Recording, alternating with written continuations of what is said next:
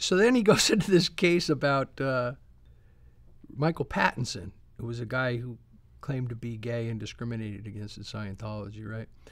And he's brought a lawsuit, and he brought a lawsuit against Travolta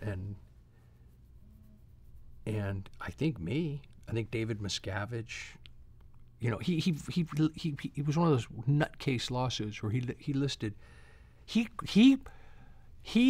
included as a defendant Bill Clinton, who was the sitting president of the United States of America at the time, was in this lawsuit. All right, Larry Wright doesn't tell you that here. This is a very grave, important lawsuit on the subject of homosexuality that Michael Pattinson brought, right? He doesn't tell you that. And he said, this is what he says, quote, "That case was voluntarily withdrawn following an avalanche of countersuits. Both Patterson and his attorneys say they were driven into bankruptcy." Okay? Let me tell you something. I was there when that lawsuit got filed. You know what it was good for? Comedic relief. It was a relief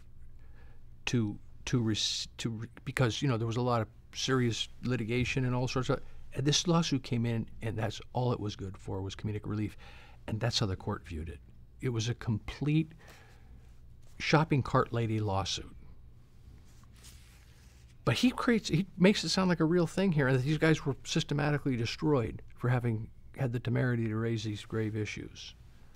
It was a joke.